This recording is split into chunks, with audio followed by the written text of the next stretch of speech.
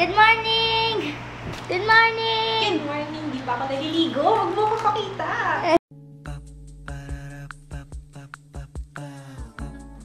This is my family. Ayun, pasok na ako. Mami! Baon ko. Ano baon ko? Naka-ready na po, ma'am? Ano baon ko? Pusit. Mm. Mag-diet ka.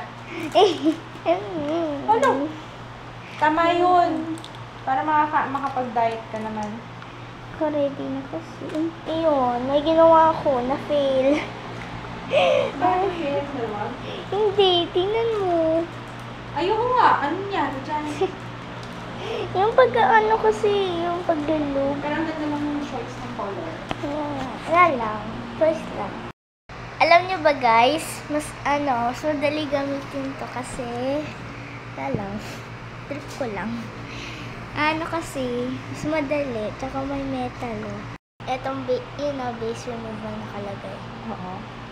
Parang pag ganyan. Yan o. Parang Ay, ang galing! Wedge? Diba? Parang wrench.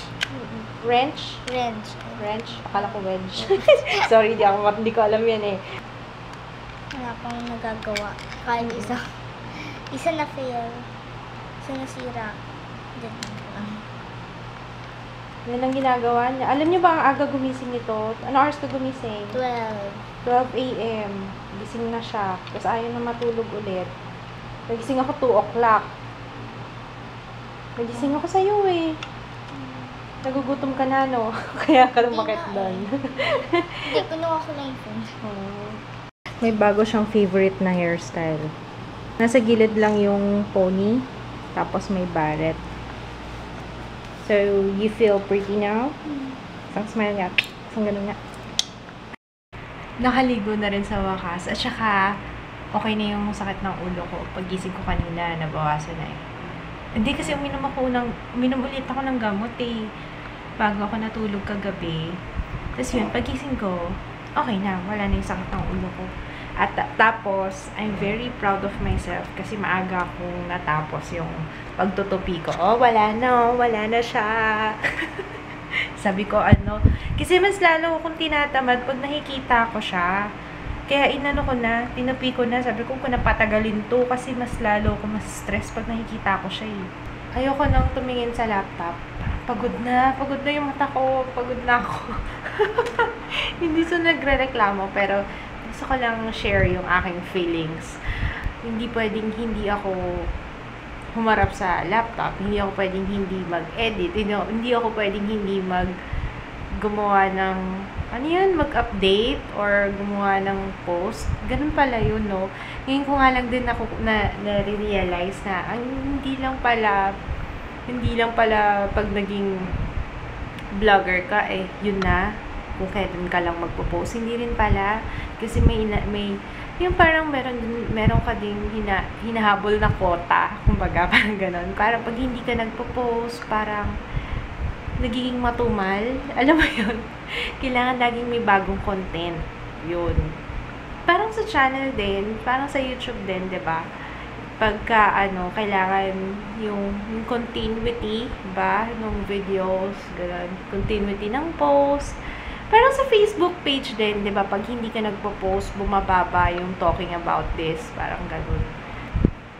Nahalata niyo ba? Parang stressed out ako lately. Ganito kasi ako eh. Sa sobrang daming pumapasok sa isip ko, sa sobrang dami nung gusto kong gawin, gusto kong matapos. Masyadong feelingera na kaya kong tapusin lahat ng ganitong, binibigyan ko ng deadline yung sarili ko. Tapos kapag hindi ko nahabol yung deadline, sobrang sama ng loob ko sa sarili ko kasi hindi ko nahabol yung deadline. Kaya ako nasa stress. Yun, ganun lang yung cycle ng aking stress eh. Ako din ang may kasalanan nung sinistress ko yung sarili ko. Ewan ko ba, paano ko ba tatanggalin ito? Masyado akong strict sa sarili ko na by this day, kailangan matapos ko yan. Ayan, may mga notes pa ako dito. Ganyan ako sa sarili ko. Tapos, kaya, ako din yung nasa-stress, ako din yung nagsasuffer. Kagaya niyan, yung sakit ng ulo ko, umabot ng 2, halos 3 araw, kakaisip, Pero anyway, at least tapos na yung ginawa kong video. Pasensya na kayo, minsan hindi ko alam kung nabobore na kayo sa mga sinasabi ko. Kaso ito, kasi, wala rin naman kasi ako ibang makwento sa inyo kasi ito lang buhay ko. Ito lang kukwento ko sa inyo. Alam nyo ba, yung inedit ko, ganyan. Usually sa gabi ako nagpi-PMD, kaso kailangan ko mag-post ng photo. Mag-update kasi ako ng gagawa ko ng blog post regarding sa PMD before ko siya i-upload. Kasi, na-upload ko na yung video, pero hindi ko pa siya napapublish. So, before ko siya i-going public, before ko i-public yung video, kailangan naka-ready na yung blog post. Para i-click na lang yung link sa description box, diba? So, yun, kailangan ko ng bagong picture ng aking, yung latest na photo ng skin ko ngayon. Kaya, magpi-PMD ako right now. Nakakatakot yung sound niya, no? Pero alam nyo, ang ganda nito.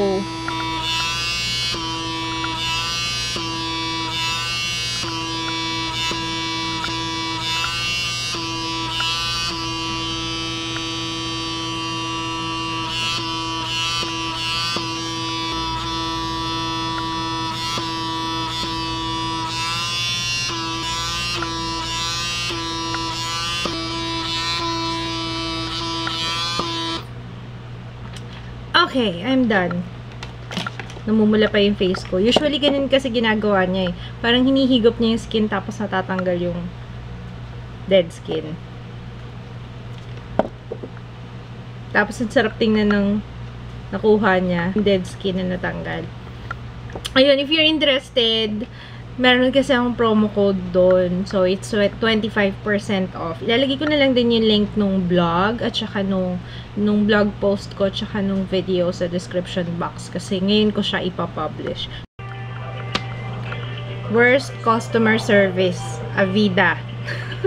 Worst talaga sa lahat ng mga na-try ko na tawagan ng hotline. Yung Avida talaga. Grabe. Ubos ang oras talaga dito. May inaasikaso kasi ako eh. Sa akin kasi, what is this? May dumi. Ako kasi nakaka-receive ng lahat ng correspondence, mga letters nila daddy. So, ako taga-follow up kapag merong grabe lang. Hello, Ma'am Joanne. Yes? Ma'am, transfer ko na po kay Miss April yung call mo. Oh, yes, please. Oo. Yan, nagutom na ako. Ang hirap ng ang hirap ng nakakainis yung nakakainis talaga yung hotline. Ayan, nawala na tuloy yung mga gagawin ko. Kasi naka-receive ako ng mga letter. Siguro kasi magbabakasyon. Kaya nagsabay-sabay yung mga sulat. Papa, ang dumi talaga ng wall natin. Magpintura kaya ako. Gusto ko na pinturahan yung wall. Ang dumi-duming tingnan. Kapag binrush ko, ang hirap naman. Mas madali pa yata pinturahan na lang. Ay, sa tingin nyo, gusto ko magpintura. Si Jaya pala kailangan ng medyas for tomorrow. Kasi foundation nila, yun na lang naman na. Meron na siyang t-shirt, meron na siyang shorts. Ang kulang na lang medyas. Kailangan niya ng stripes na white and pink. Wala siya nun. Black and pink. Black and pink ang meron siya. Kaya yun. Pasama ka na kaya sa akin para mabilis tayo. Ikaw sa grocery. Tapos ako sa Kasi tingnan niyo yung Walking Dead doon. Nakapost lang doon, no? Di pa namin mapanood kasi hindi pa nga ako kumakain eh. Ang last na kain ko kanina pang umaga. Alas 8 pa ng umaga. Alas 5 na ngayon. Pero natulog naman kasi ako kanina. Ayoko pa muna kumain. Gusto ko kumakain ako habang nanonood ng Walking Dead. Tara, pa. Ikaw na sa grocery, tapos ako na sa, para mabilis tayo.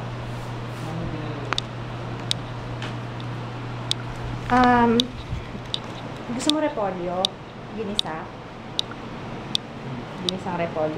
Nag-iisip ako naman matitipid na ulam eh. Kasi budget na kami hanggang for this week eh. Budgeted na yung Ketchup, pwede ko. Ha? Ketchup, pwede ko. Ano yun? Bumili ko na. Pecha, peligro. Ayun ba yan? Ngayon ko lang narinig yung Pecha Peligro na yan. Wala pera. Ang problema kasi, ang kaya ko lang pinturahan. Ako, kaya ko naman magpintura. Ang problema ko lang, hindi ko kaabot syempre yung nandun sa taas. O, yun. Kaya maghahanap pa kami ng magpipintura. Wow. Oh, sukit. Uli ka na. Swerte pa ako. Ako din. Ako kaya alas 8. Halika na. Bilisan na natin. Ayun si Papa ko. Naghiwalay na kami. Sa grocery na lang siya. Ito. May pink and white.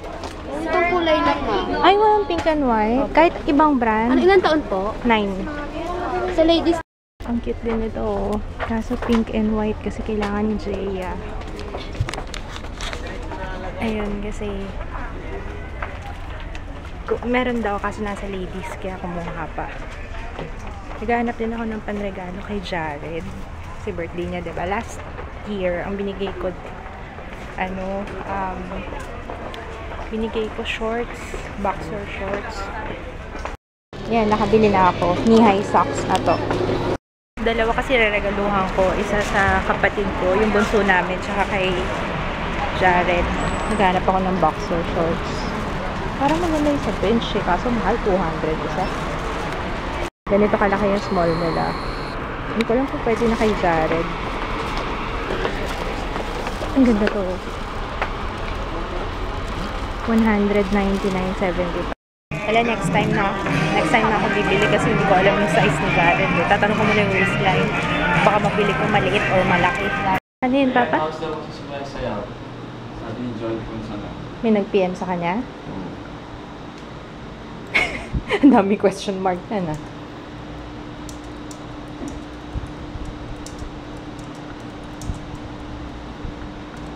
May H talaga yung to mo, ah. Papa niya to. Papa niya to. Ay, kagalit. Ayan, magluluto lang ako ng lomi. Alam niyo yung lababo namin, di na nawala ng hugasan. Obvious naman na marami akong tinatrabaho ngayon. Na, Papa, no? Na? Oo, ka na lang. I love you. Oo, I love you. Oo, I love you. Hindi niya naintindihan yung sinabi ko. Oo, ka na lang. Cooked lomi from scratch. Joke lang. Lomi yan na instant. Tsaka si Kids yan nagluto. Ha? Sabi ko, cooked lomi from scratch. Hindi ka nag-react. Ikaw talaga. Ano ba yung ginagawa mo? Busy ka dyan. Wala ka lang time sa akin. Wow. Ako pa nagsabing walang time. Nakakagigilty na nga ako. Kasi lagi na lang ako nakaharap sa laptop eh. Nagagalit na yun. Hindi naman siya nagagalit. Hindi naman siya nagre-reklamo. Yun nga ang maganda dito eh. Kasi masyadong understanding. Sa ibang bagay niya ako binabanatan eh. Pero sa tahimik yan. Pero sa ibang bagay yung bumabanat. Yay! Ugali mo! Kain na tayo. Hintay na tayo ng The Walking Dead. So, wakas makakakain na rin kami. Ay, umayos na daw pala, Papa. Medyo maayos na daw yung video natin. Hindi na ganun kalabo. Sabi ko rin sa inyo eh. Meron lang tong camera. Meron lang siyang... Oh, may dumi nga siya. Hindi pa rin siya natatanggal. Meron lang siyang issue at the moment. Yan, malabo pa ba? Malabo pa? Di na malinaw. Ayun. Kaya ay, baka makalimutan ko sabihin, na-post ko na pala yung pictures nung Vlogapalooza namin. If you wanna check it out, ilalagay ko yung link sa description box. Sinabi ko na ba kanina? Hindi ko maalala kung sinabi ko na. Pero yun. Yung PMD, hindi ko pa napapublic. Sabi ko kanina ipapublic ko. Mamaya na lang after namin manood. Sarap nito. The best partner nung lomi. Buti na lang bumili si Papa. Grabe. Try nyo. Lomi, yung Lucky Me. Lucky Me nga ba ito? Lucky Me na lomi tsaka bread pan. Sarap. Sarap ano? Sama yung bread pan. The moment of truth. Oh. Wow! Ang cute ng color. Ano mo na lang, ayusin mo na lang. Kailangan yata i-stretch ng konti. The moment of truth. I like it. Same. Gawin mo ako. Ito pa Suotin nga ko tomorrow. Ito pa nga eh.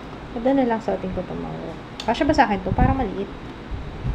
Kailangan ko talaga kailangan. Thanks, babe. Gusto niya ng sign na kailangan na lang palitan yung earphones.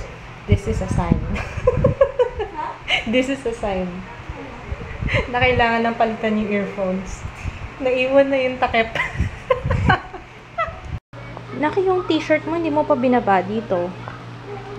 Sabi ko sa kanya, i-ready niya na yung mga susuotin niya for tomorrow. Okay, let's call it a day. Maghugas na lang ako ng pinggan kasi medyo madami na sila. Maghugas muna akong pinggan and then I'm gonna sleep early kasi bukas sasamahan ko si Jaya sa foundation day niya. Mananood ako ng sayaw niya, syempre. Good night! See you tomorrow! Good night, baby! Bye.